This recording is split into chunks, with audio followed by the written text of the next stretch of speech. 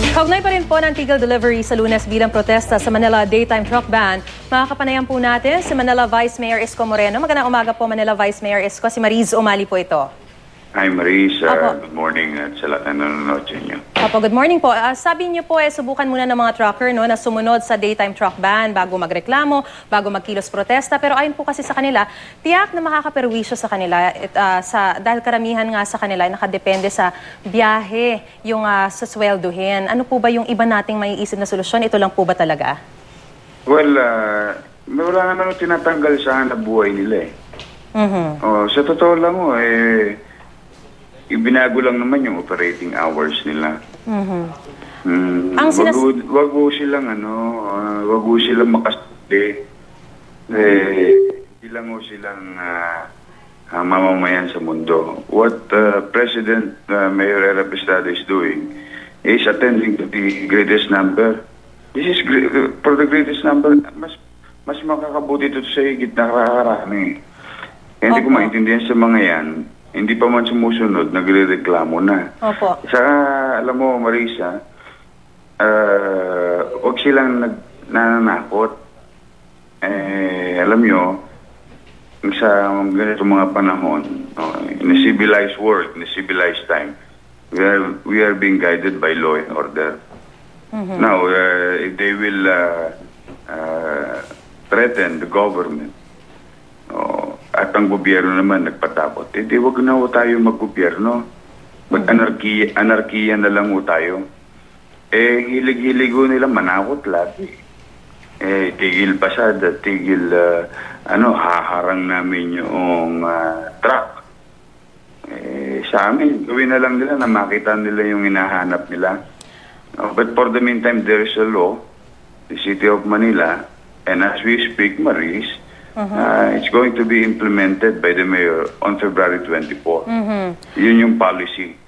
Now, if they're not comfortable with it, they would rather go out of Manila, get out of Manila. Wala naman kaming na hindi ho sila kawalan sa amin. In fact, matutuwa pa ho mga kababayan namin kapag umalis sila sa Maynila. Kaya kami hindi namin sila inalis Ang gusto lang namin mangyari, di ho ba ginagawa ngayon yung Skyway? Di ho ba, sabi nga lahat ng report ninyo sa GMA, sa kabilang stasyon, that there will be terrible traffic. Now, they don't want to pay the price. Well, everybody will pay the price for the past 36 months. In fact, even the government is toying the idea of a 4-day school and a 4 working days. Kaya, yung sa kanila po, pang-sarili lang nila Alright, Vice Mayor. Yung negosyo nilang tracking, yun lang ang iniisip nila. Pero Opo. sa amin, bahala po sila. It's okay. Karapatan po nila yung manakot. Pero... Ano po yung gagawin ninyong hakbang?